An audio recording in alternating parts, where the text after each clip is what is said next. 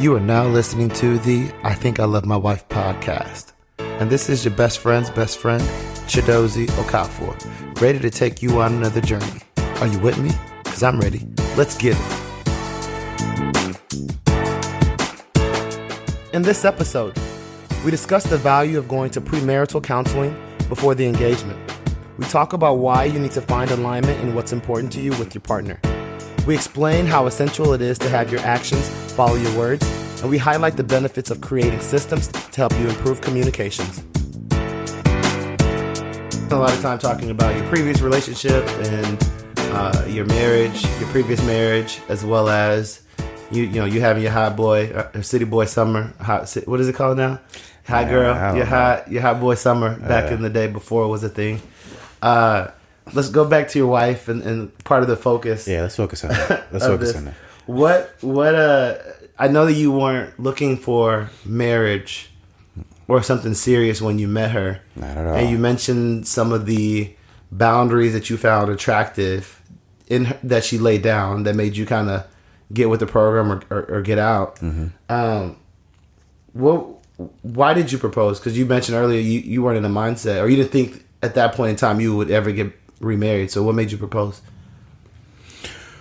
When I met her, I wasn't in that mindset. But by the time I proposed, I certainly 6 months later. Right. I know it's... What happens in 6 months? A lot of things can happen in 6 months, man. We did a lot in that 6 months. So we started going on dates. Then in a matter of weeks, we were exclusive. Like literally 2 weeks, we were exclusive. So within 2 weeks... I was exclusive. She wasn't dating anybody else. I'll put that out there. So you cut off your folks within 2 weeks. 2 weeks. Was that a conversation you had, or you just felt like I don't want to mess this up? Some I ghosted. Some would call and I'd follow up with. I would either answer or follow up with a text like, "Hey, I'm seeing someone that I'm really interested in. Sorry, this probably needs to stop." It arranged again, but it was you. The catalyst was you, not like a conversation.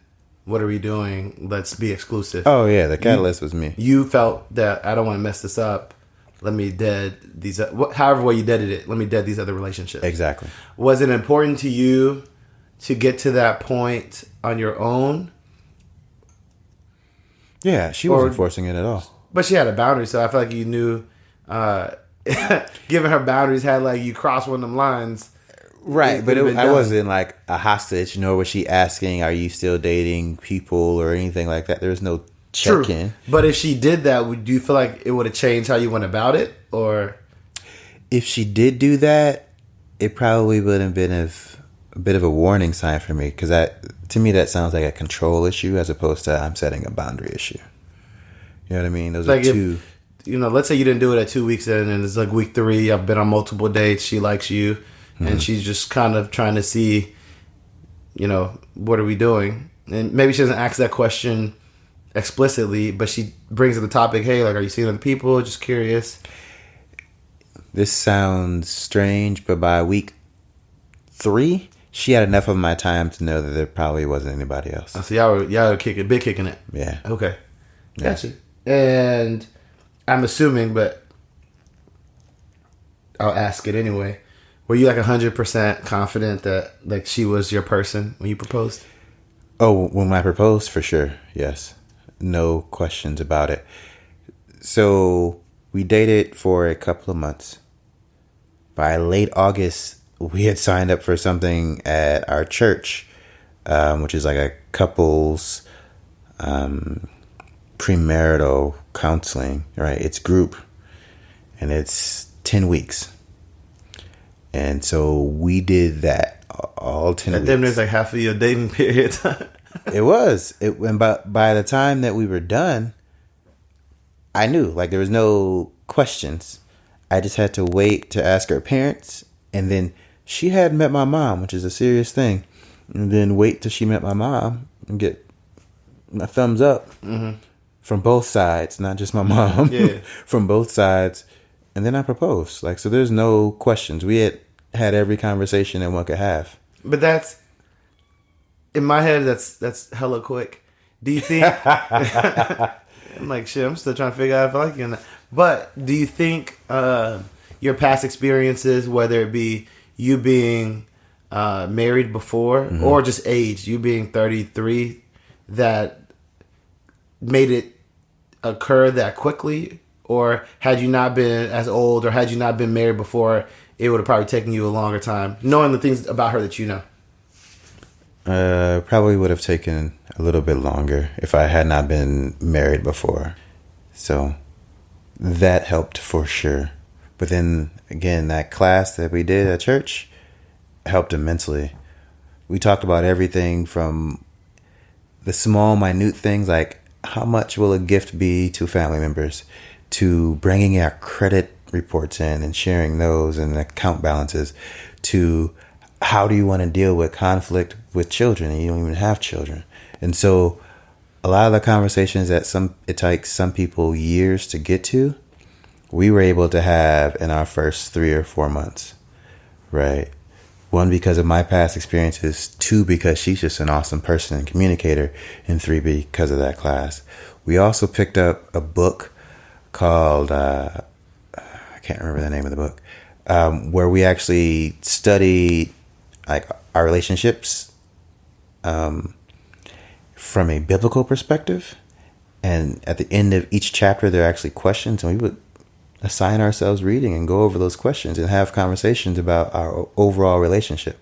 Like we were doing a lot of the name of the book. I do remember the name of the book. It's called The Sacred Search. The who search? The Sacred Search. The Sacred Search. The Sacred Search. If you're looking for a book to do with your partner that's helpful and religiously based, check out The Sacred Search. You may find it beneficial. Very trying beneficial. to get gems out to people, you know. I got you. But yeah, that was a great book to just, because it allowed you to know if the big rocks were there or not. What do you mean big rocks?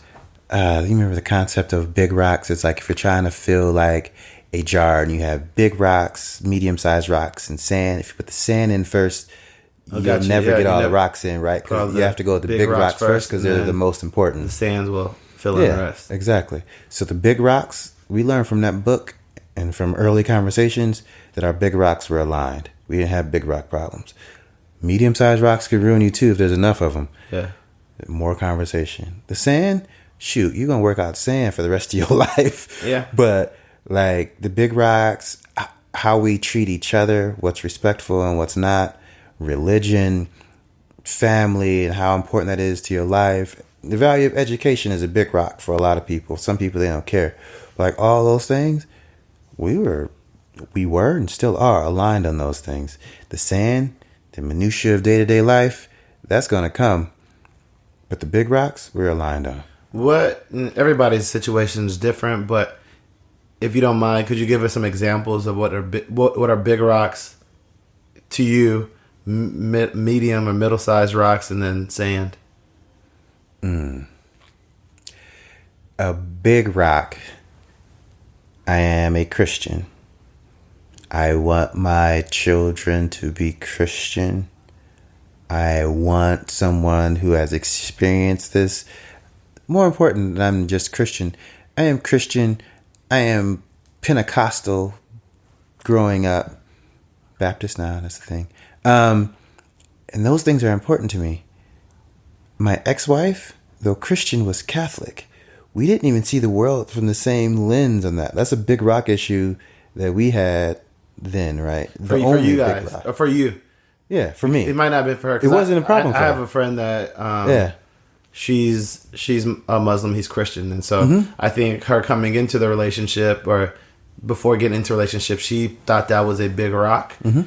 They're married now, so I assume that it wasn't. It maybe it's a medium size that they figured out how to make it work, right? Exactly. And so I just had to say that some of the things that he's talking about may not be a big rock for some people listening. Exactly. But it was for you. It was for me. A medium-sized rock. Medium-sized rock. What's a good example of a medium-sized rock? Oh, this is something I had to adjust. I have historically had a lot of female friends. My wife, though she has no problem with me having female friends, there still are boundaries that must be observed. Medium-sized rock. Our boundary lines are different. I adjusted accordingly. I don't want it to be a real issue. Is the adjustment like no female friends, or reduce the number of female friends, or I need to feel comfortable with the female friends, or what's the boundary look like? It's more like I need to feel comfortable, and they're still like, I can't have a friend call me at like 9:30 at night and be like, hey, 9:30 is late. I'm not married, so I'm learning. I mean, in real life, yeah, 9:30 is late. Like in 9:30, I don't know. In this household, It's often late. we are in pajamas, especially on a weeknight. I feel you. I'm just like, I'm just curious. last Saturday, I think I was in the house by 10, like ready to go to bed. I ain't mad at it. I'm setting the standards for myself. No, I mean, everybody, like you said, But I think that's a great everybody's example different. that for you, it wasn't a big a deal to conform. And I think sometimes guys like that with religion, it's like, hey, as long as she's Christian, we can go whatever church she wants to go Right. to, because that's not a big rock. That's like a medium rock that I can right. adjust to. Exactly. Not ideal, but we can make it work. Exactly. And so, great. I think those were two great examples of how that is. And so we got to that because you said that book helped you guys see that. Do you, knowing what you know now, would you recommend like premarital counsel to people before they get engaged, given that y'all did it prior to? For sure. Because a lot of people wait till they're engaged, and I'm like, it's kind of like you already told people, so you have pressure not to mess it up. Exactly. Versus before. So what are your thoughts on that? I mean, our church espoused the idea of coming before you got engaged, because once you get engaged, the pressure's on for you to get to the wedding day. Once you tell people, hey, so-and-so gave the ring back to so-and-so, people are like, wow, what happened? And there's this social pressure to continue on. If you are just dating so-and-so, people might ask why, but they're not really like, oh man, that's horrible. The social pressure is less. Not to say it isn't there, it's just less. And so I would encourage people to do the counseling beforehand. No, I mean, that makes sense. Would you say that, looking back at your prior relationship and more so your current marriage, were there some things that you had expectations for in the relationship that now, I mean, you're 2 years in to this relationship, that you're like, that wasn't that important? Or is it kind of, given the fact that you've already done it once, things are kind of in perspective? For the most part, I want to say things are in perspective. I knew what I was getting when I got it on this one, so nothing was too far out of line.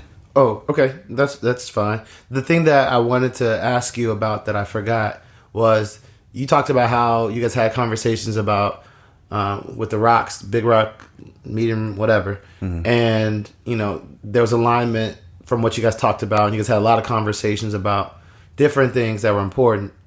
How important is it for you to either see the action behind that, mm-hmm. or feel confident that what this person says is important is actually, like, they follow through with it? Oh, that's very important. All of her actions are in alignment with what she says. It's very easy to see she is who she is all the time. I met a lot of her friends and family who confirm she is who she is. Good and bad. Good and bad. That level of consistency is amazing. I try to be as consistent as she is.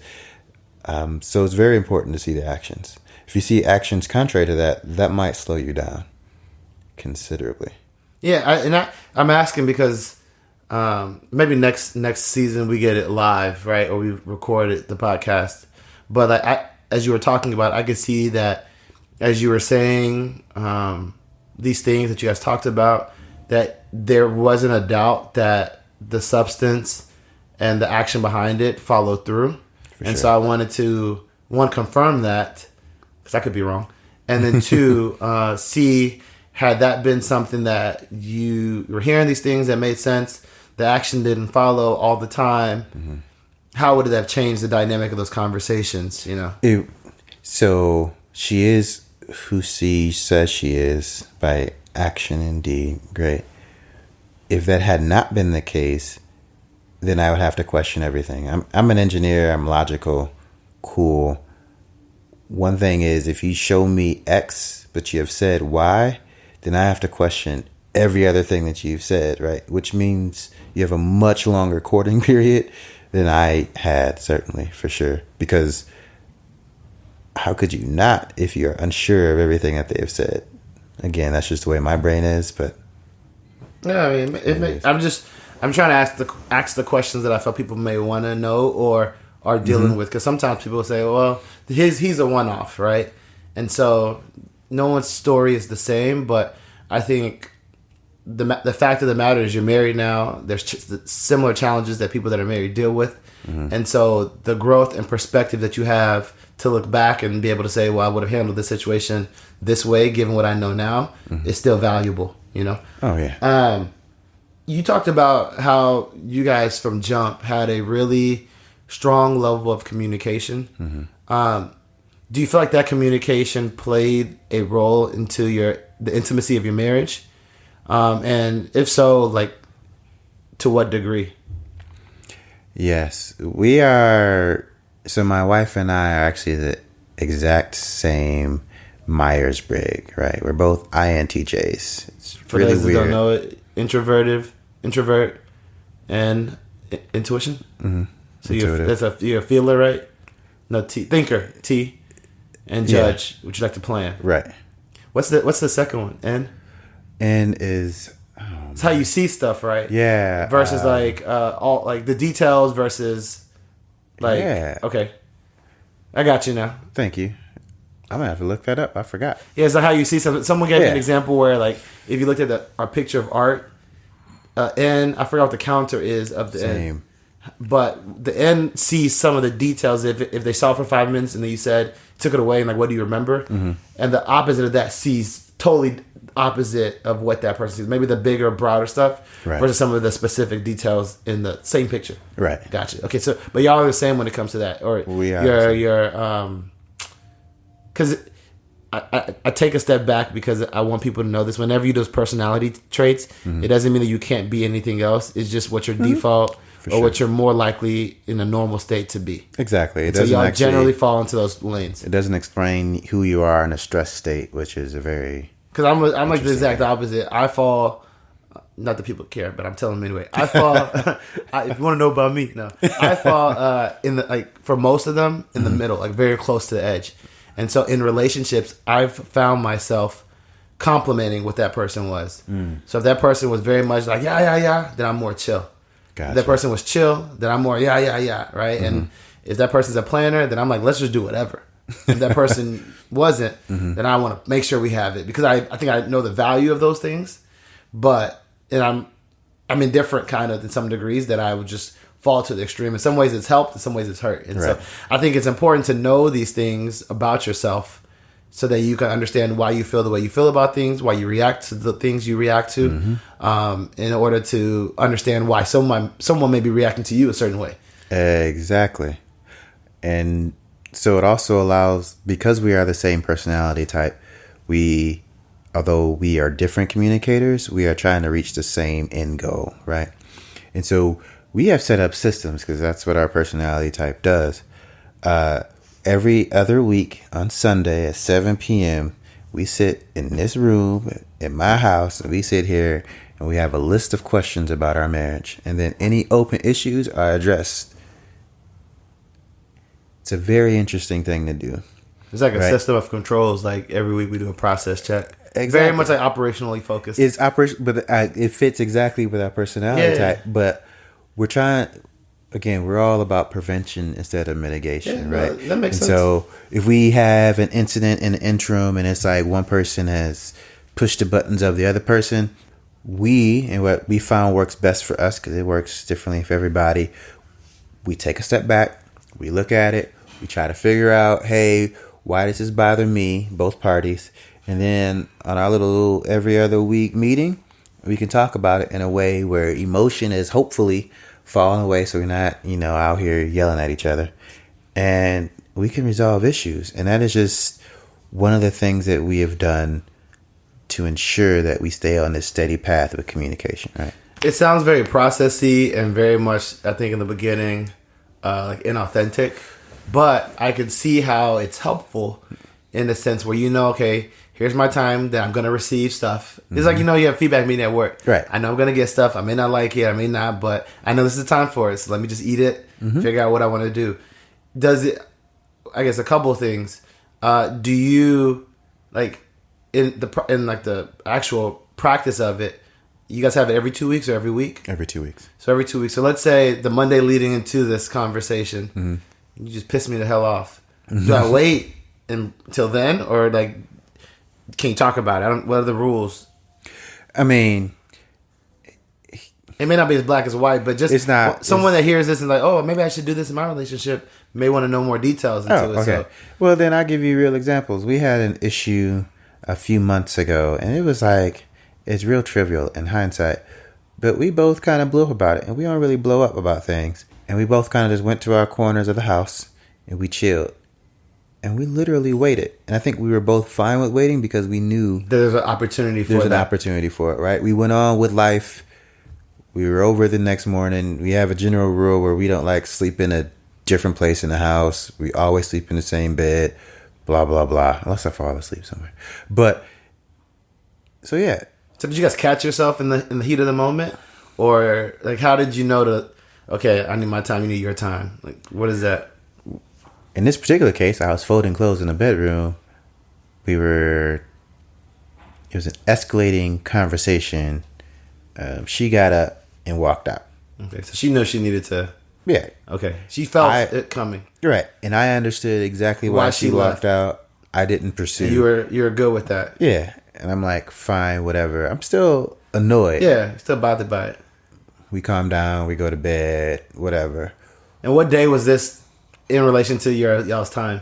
Oh man, this is someday in the middle of the week. It was a while before we got back. Y'all probably just came off one. Right. This happened early. Right. Right. But by the time we got to it, we could talk about it. And it wasn't just like, hey, that was dumb. You shouldn't do that. You're pissing me off. It was more like, hey, I felt like you were saying this.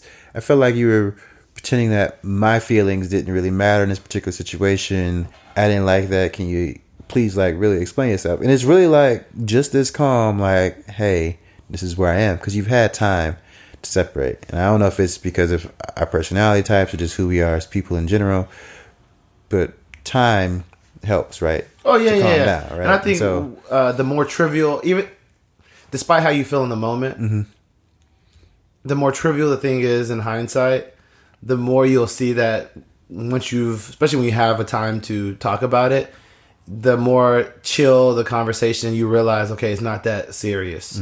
And I want to focus on the fact that I think it's important, the words you used and how you guys talk about it. Maybe it's just a function of good practices that you have, but in the example you gave, everything that you said in talking about what was going on was, I feel, I think, this made me feel, versus saying you did this, your fault, this, and pointing the blame. Right. And I think in the places that I've been and professionals that I've talked to, it's always how they say you should communicate it, right, with how certain things make you feel, versus someone doing something that, like, you're pointing a finger at them. And so I just want to highlight that as, if you're out there trying to have these, productive, constructive conversations in your relationship, that's some of the tips, if you paid somebody, that you should use. And I'm giving it to you for free right now. So, right.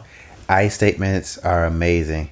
When you start using you statements, you are throwing blame, tempers flare. That took a long time for me to learn. That's something I'm still working on, because in my head, I'm like, it's clear as day why I feel the way I feel. You did something. Right. Like, you did something. Right. And it is, as I try to be a better person, something that I have to, one, buy into more, to then make sure that I'm adopting consistently. Right. And it's something that I see the value of it, especially as things that don't relate to me.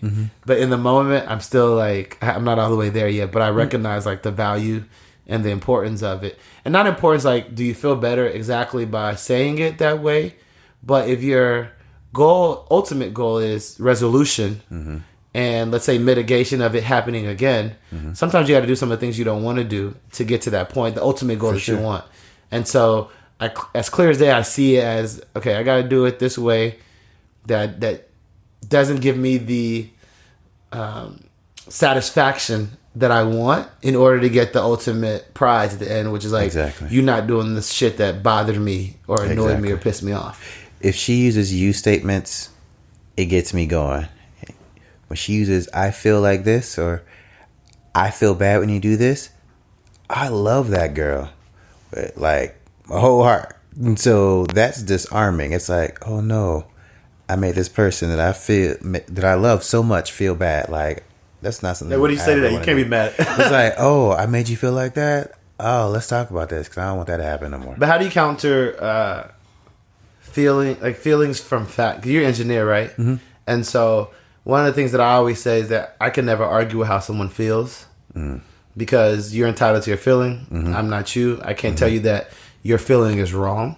Mm-hmm. However, where I run into a hole with people is that I feel like if people checked how they felt, like thought about the why behind how they felt, they might realize that like that feeling is stemming from something else or over exaggerated because of something underlying. For sure. And so I haven't mastered yet how to separate effectively, trying to have that conversation. Like, I know you felt this way, but like what you're feeling is a little bit much. Right. What you're feeling is extra and it's not as big as, so how do you, or how have you...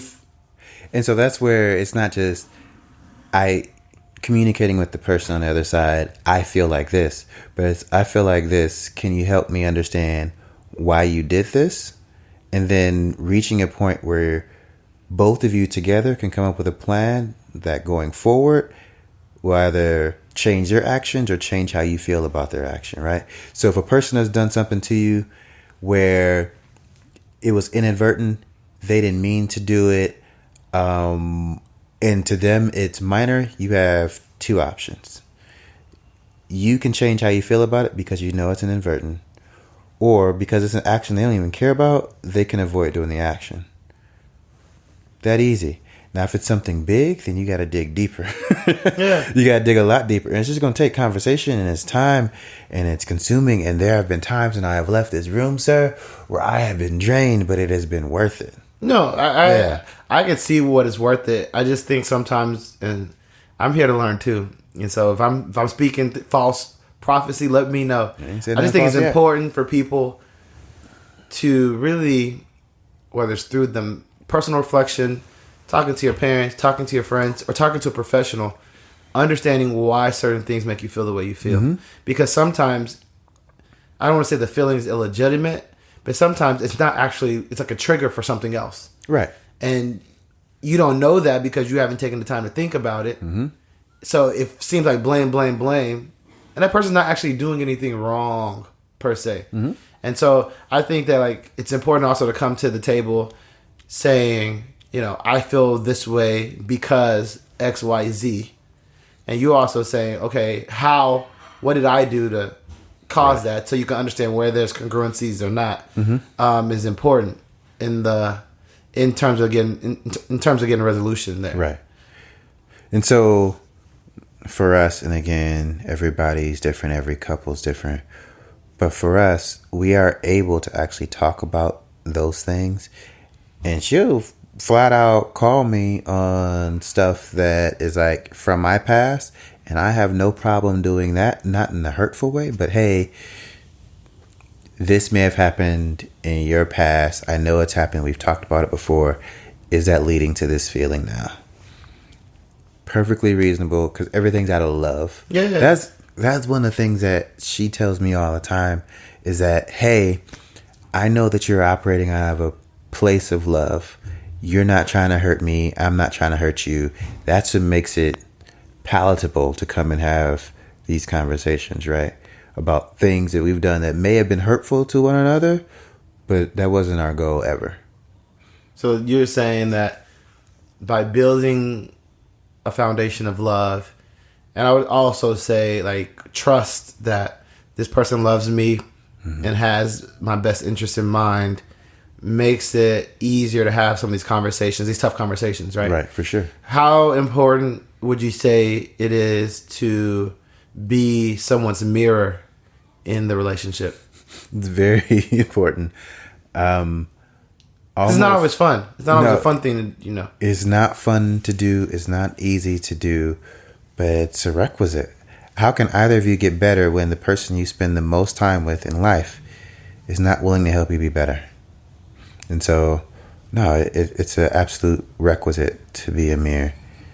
But boy, is it a pain sometimes. I mean, it's I think it's part of the journey of marriage, right? Mm-hmm. And it's how you get over time 1 + 1 = 3, mm-hmm. right?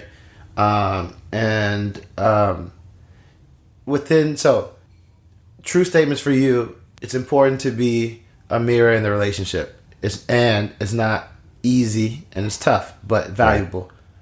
How do you distinguish between criticism that it's a mirror, mm-hmm. and, from a mirror standpoint, and criticism that's like for a preference? Because someone could be saying it because they just prefer you do it this way, but it's not necessarily gonna make you a better person at the end of the day. Like, is there a way to distinguish between those? Very, very interesting question. One I hadn't contemplated before ever. So my wife is a person who attempts to make me better. I trust that, right? And so when she gives me criticism, I guess I still go through the whole normal human being routine of, hey, do I care about this information coming in or not? I tend to care because it's this person that I've signed up to love, do love, and hope to forever love, right? And so it comes in and I have to think about, do I need to push back on this? Is she looking at this wrong? Or is this a blind spot for me that I have not seen? And that's just a matter of reflection. Like I have to sometimes just go sit in the corner, not literally, but figuratively, sit in the corner and think about it. And part of the reason why she was a good choice for a spouse is that I could see that early on, right? Not just that she communicated, but she communicated well for me. Not that she's just a good person, but she's a good person for me.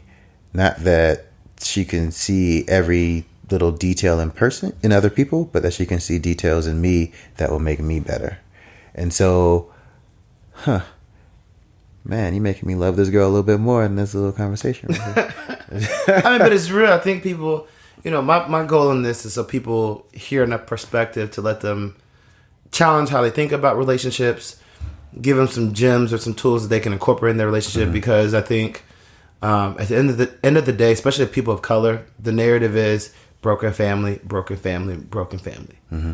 And the family doesn't start unless the man and the woman are together as husband and wife. Right. And so the more that we can highlight these stories and the experiences and help more people get to that point, mm-hmm. the more we can change that narrative, because we're going to actually see, that man and wife that would then hopefully lead to man, wife, family, and children. Right. And so that's the goal with it. And so it's all great information to hear. One of the things that I like to do, you take a break from some of the serious questions, is a quick fire. And these are just questions that I think people talk about a lot that I hope, in aggregation, we could do, like what was the average, response to this to see like what's normal. Okay. Quote unquote normal, right? Yeah. And so these are short answers. They don't have to be 1 word or 2 word, but we'll go in depth afterwards. Okay. You ready? Mm-hmm. Is your wife your best friend? Yes. Do you think it's necessary for someone's wife to be their best friend? Yes. Okay. From a love standpoint, in terms of prioritization, is it wife over children or children over wife? Wife over children. Was your wedding worth it? Yes. Financially? Yes. Both of them? Not the first one. Not because you're divorced, but just how much you spent on it? Yes. Not just because of how much I spent on it. Okay. The first one. How much ballpark? You can give me a range. Did you spend on the first one and the second one? Somewhere between 30 and 40,000 on the first. You said 40 and 30. 30 and 40. 30 and 40 for the first. The second, less than 10. Less than 10? We got married in Rome. It's Oh, a you very did small destination. number of people. Okay, gotcha. See, that makes a difference now. It does. It does. I know. People out The here details matter. He only spent $10,000. She about to be mad. Yeah, but we have great pictures in front of the You guys Coliseum, did too. destination for the second one. Yeah, Okay. yeah. Would you recommend destination for folks Heck yeah, man. in terms of outside of the cost, just like in general? Well, outside of the cost, a lot of people feel obligated to. Oh, you want this to be a short answer, don't you? We'll talk about it later. Okay. In terms of money, if you had to pick one to spend like a lot of money on, would you spend it on a big ring or a big wedding? Big wedding. Okay. Joint accounts or separate accounts? Joint. For this, all accounts are joint. True or false? Guys mature later than women. True. Wow. Okay. Frequency of sex. And this is before baby pregnancy. If these are the ranges, all the time, weekly, monthly, every now and then, every blue moon. Weekly. What's your expectation? Oh, What would you like? all the time is what I'd like. But what's the reality? Weekly. Okay, I also say so people know, like, he's expecting this, bro. This is what you're gonna get. Right. Normally. Right. Who runs the show? You or her? Depends on the arena. Okay. What's your wife's greatest attribute? Physical? Physical or not, just in general. Overall, if you had to put a list. Oh, her ability to communicate. I'm gonna go with that. I ain't gonna say nothing physical. Maybe she may like that you like this part Nah, of her. she gonna listen to this one day. What's more important to you in the context of your relationship? To be loved or to be respected? To be loved. Okay, cool. And that was it. Groovy. And so let's get back into some of these questions that we had. So we were talking about the destination wedding. Mm-hmm. So outside of the cost benefits of it, would you like recommend that for people to do? Or I would, especially if you have a large number of people that you might feel obligated to invite. And I'm money conscious, so it is a cost thing. But besides that, like, we had 15 guests, and I got to spend time, and I can remember time with each one of those people on the day of. That's special. They were willing to travel to another continent for us. We had a great time with each of them all day. And it's just great memories, and it's great pictures. Really great pictures. So with that, did you take advantage of the fact that you knew a lot of people wouldn't be able to make it and invite a ton of people, or did you narrow it down to a small group? We narrowed it down to a small group, and those that thought to ask and say, hey, when is this happening, blah, blah, blah, we would just say, hey, we're doing it in Italy. We're going to keep it small. A lot of people, we don't expect them to travel. People understood, and they were fine with it. So yeah, it makes sense. Mm-hmm. The other question is that you said that, if I remember correctly, you said you would do big wedding over bigger ring, even though you had a cheaper wedding. That was destination. Chidosium cheap. So you're like, hey, if I only could spend not a lot of money, which one would I wanted to go towards? I also like to party. I don't think you should spend a lot on a ring, personal point of view. I didn't spend a huge amount. I'm certainly nowhere near the, 2 to 3 months salary. Mm-hmm. I don't think I'm anywhere near that. I also didn't spend a lot of money on the wedding. The wedding might have, I don't know which one actually costs more, but the wedding you'll have memories from. The wedding you'll have pictures of. The ring, yeah, she'll wear every day, but I mean, if it's big or small, in the end, I think it's more about if it's there or not. Sure. And are you upholding the values that it's supposed to espouse, right? Okay. Though I will buy her a bigger ring later. So this made me think about it. Talk about. Do you believe in push gifts? People were telling me about that, and I was just like, I have been trying to figure out. Women just try to find reasons to get stuff. I've seen her body go through some crazy changes, man. Having someone inhabit you for 9 months is crazy. Yeah. Conceptually, she has done a lot. I feel like she deserves something. But at the same time, are you gonna get her one? Just be exclusive. Man, I still ain't figured that out. So you're debating. I'm debating. Okay, so not a clear no. It's not a clear no. Certainly not a clear yes. 3 years ago, would you have said? Well, how would you answer that? 3 years ago, I'd be like, nah. Okay, that's where I'm at. That's where I'm at. But I hope it develops. Man, as once you start seeing all these changes and everything she got to deal with, man, you'll change too in a little bit. You guys talked about your communication. And we talked about not vulnerability, but intimacy and how that plays a role as well. We also talked about in terms of who runs the household. Because I think there's a lot of triggers that come when we talk about who's running it. You said it depends on the arena. Yeah. And so can you give us some context to arenas which you kind of lead versus her, as well as how you guys got to that arrangement? I think this is one of the things that's ongoing and developing. I'm a real chill, laid back dude for the most part. And the way that we communicate is more like, let's reach consensus about what's best for the family. But every once in a while, when it comes to like safety, primarily safety, that's where I'm like, now this is the line. Putting your foot down. Right. Other than that, I feel like I don't think any one person has to run the house, right? It's if you feel more strongly about we shouldn't have bleach as a cleaner in the house, I don't care. Okay. Because it's not that important to you. Right. Yeah. But when you hit those things that are important to you, then it comes down to just more conversation. It's all about... Is it more conversation? Yeah, about how you communicate your way through it. Because she's grown. She was grown when I met her. Yep. Right? Like, she's not accepting too many edicts. That's true.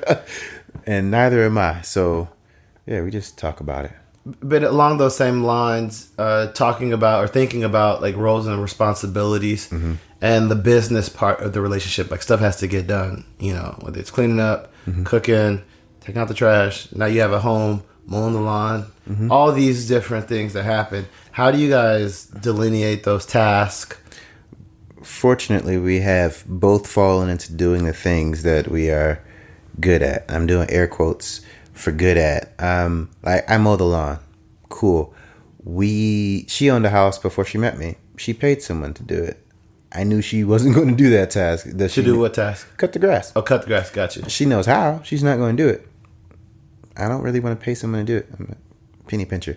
So sure, I'll cut the grass. I don't really like cleaning bathrooms. My threshold on a clean bathroom is a little bit lower than hers. She's going to clean. She cleans the bathroom. Yeah. I do laundry because I don't like my clothes messed up. No, I feel you. Yeah, and so naturally we have just worked our way to kind of these different tasks. Idiosyncrasies of what matters to you guys. You do those tasks. Exactly. Do you feel like, because people will say no relationship is 50-50, right? Fair. So, and it fluctuates depending on the seasons that each person is going on. 100% fair. How does her ability to do whatever, fill in the blank, impact or give you trust in the partnership that you guys have? Are there ever doubts in terms of contribution levels, or you know that she like it's gonna get done whether you do it or not? It may not be the way you want to do it, but like let's say you didn't do something. Let's say mow the lawn, for example. Justin didn't mow the lawn for a minute. She's gonna call somebody to do it, or you know, laundry wasn't done. It may not be folded the way you wanted it, but it was gonna get folded. Like, is there a trust there that those things will be taken care of if you're not there, or 100%? Okay, and that's where it gets back to. We were both full people. Full. When I say full, I mean we operated as full 100% adults. True. Before we met each other, right?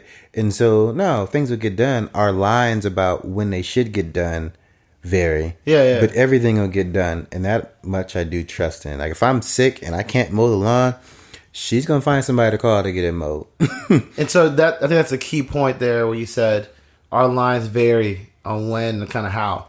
And so how do you reach alignment to that? Because some of it's trial and error until you see it, then you're like, oh, why are we doing this way? Why haven't we done it yet? So how do you get to consensus or alignment with those things? And so that's, fortunately, we've worked it out where our workloads aren't too great. but we have naturally fallen into, hey, the way you do laundry is not the way I would do laundry, so I'm going to do that.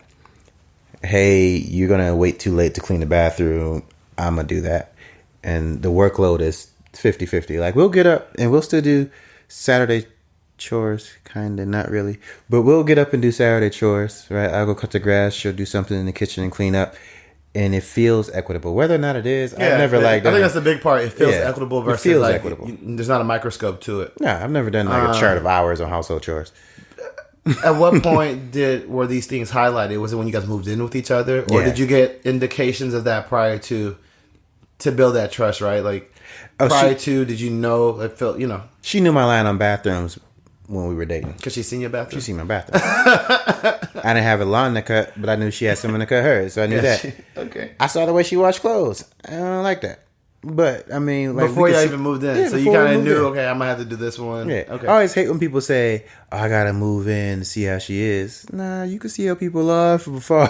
No, it's true. If you're looking for the right things, you'll see it.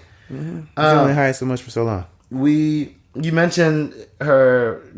She not wanting to cut the grass, and she would hire someone, and so that gets me thinking about like outsourcing activities. Like, what's your stance on that mindset in general? Whether it's cleaning up, babysit, like nanny, cutting the grass, washing the car. Because I think that seems a little bit more trivial. What's your stance on that, and how y'all? So our stance. Oh, what's yours, and then how do you make it work in the relationship? So, I think it's weird to have people come in. I'm gonna let you know. We had a maid come to this house for the first time ever today. Oh wow! Not for you. Could have been for you, but not for you. Just because our normal split of activities has changed since she's been pregnant. 1, 2, we've both been very busy lately, and so some things needed to be done. Yep. It felt weird to have someone else in my house I didn't really know doing things in my stuff. But I'm gonna get over it. I think. And so we'll probably have this maid come back on a more frequent basis. But in general, I try to do the things just because of who I am. Do the things that I could pay someone to do. But I know there's diminishing returns. Like, I could pay someone to cut the grass, but I don't know if my hour that it takes me to cut my little small lawn is worth paying right now. Like, I don't mind doing it. Gotcha. So in some ways, it's the concept of the value of time. Exactly. So if this cost me $100, I could do it in 30 minutes. Is it worth it? Versus, let's say you had a big ass lawn. Exactly. And it costs you 2 hours. Takes you 2 hours to do it versus $100. Outsource. So it's more of the time. Mm-hmm. It's for me. Yeah, for you. For hers, it's just convenience. Whether she don't want to do it or not. Right. Well, I mean, she's a penny pincher too. Don't get me wrong. But yeah, it's more of a convenience thing. How has, you talk about penny pincher, how is finances, because that's also a big thing for, I think that's the number one reason for divorce. How has that played a role? Do you guys kind of see spending, budgeting the same way, or is it took some, every other week conversations to navigate? So it is actually a part of our every other week conversation. And because we got together so quickly, I think in the beginning there was less trust than there is now, which makes sense. It's just a time thing, right? But we quickly merged together all of our accounts. When I say all, I mean we get an allowance to our own individual accounts, but everything goes into the big account. And then all the bills are paid from the big account. Distributed out. Yeah, and our allowances are tiny relative. Yeah, I get it. To our, and so everything goes into one account. We both have logins to see everything. I keep a budget. I tend the budget. I use a combination of Mint and Google Sheets to keep everything together. I plan out for a whole year, right? And that's just the way we do it. We look at it. We see where we are. We might mess up. We might not meet a target, but we know where we're going, right? And we know how to change that if we do. There's no like, I'm hiding money over here, she's hiding money over there, and we got money issues and bills not getting paid. No, we are 100%. If there's an issue, we both know about it, and we're both attacking it. That's fair. I think I subscribe to that. I think a lot of people, you see are kind of mixed, separate accounts or a hybrid version, but I tend to agree with that philosophy of how you do it. I know you are expecting anytime, next month or so. Mm-hmm. So I would love to talk to you about that, but the child's not here yet. But I guess my one question as it relates to that is mentally, as with the ins and outs of life, maintaining a relationship, how has it been mentally preparing to be a father? Gee, I think at the beginning of this, we mentioned that I didn't grow up with one. And so this has been a little bit of an interesting ride, right? Because I'm preparing to be something that I have no reasonably good example of. And so I tell my wife all the time, don't let me overcompensate. Don't let me be out here trying to be super dad when it's unreasonable. I don't think I have the worry of underachieving. Yeah. But I have the worry of like doing the most, right? In general though, like I'm a process oriented, list oriented person. And so everything I've done is just like, let's put it down. Let's check the list. Yeah. We need a nursery. Let's knock out a nursery. We need to do baby showers. Let's knock out the baby showers. We need to set up the nursery. We need to wash all the clothes. Let's do it. And then emotionally, it's just been more like, I'm so excited. This is going to be amazing. But then I also prepare myself that this person that I'm going to raise is going to be their own person. And that is the hardest part about all this for me is like, I can imagine she's going to be the next president of the United States. And if she wants to be a garbage woman, I have to accept that. Not that there's anything wrong with garbage women, but you got different dreams for each child. Right. Just like someone wants their kid to go to the NBA and they want to be a doctor. I get it. Right. Different dreams. Right. Or if she was an astronaut, I would still be like, but you could have been president. Yeah. Like, it's all, I just have to realize that she's her own unique person. And I don't know her yet, but it's going to be a journey in getting to know her. So I'm excited. Short answer. Very excited. My last couple of questions that are my favorite questions to ask at the end is if you think about your daughter, correct? Mm-hmm. You're about to have a daughter. What advice would you give her on dating? Like when she's 15, 17, 22, 27? Take your time. Get to know yourself. Knowing yourself is far more important than getting to know a mate at that age. Just getting to know yourself. He says 15, okay, 16, let's say she's 23, 17. 26. At 23, 26 is still getting to know yourself and what you really want out of a mate. After that, it really gets to be down to, hey, make sure your big rocks are in this other person. Because those are the things you're not going to compromise on, and it's just going to lead to constant tension if you try to. Yeah. And I guess you can call the counter that if you were to have a son, what advice would you give him at any of those ages? Same. The same? Mm-hmm. Nothing different, nothing specified for him? Mm-mm. Both of them are probably like, use protection. Don't be bringing home no grandkids until you ready. Other than that, nah, I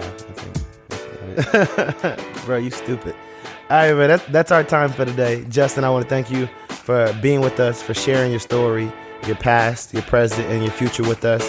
Really appreciate the wisdom that you provided for us. I know everyone listening found it helpful. If you have any questions, any topics that you want us to go deep on, any parts of Justin's story that you want further perspective on, please hit me up at ThinkLoveWife on Instagram. I plan to bring Justin back for another episode where we purely do question and answer from our listeners. So again, that's ThinkLoveWife on Instagram. Send us anything you want us to talk about, and we'll make sure that we get time to do it. Also, please subscribe to the I Think I Love My Wife podcast so you can stay up to date on all the new episodes that are being released. I appreciate your time. I thank you for listening. I enjoyed it. I hope you enjoyed it as well. And I hope the conversation keeps going.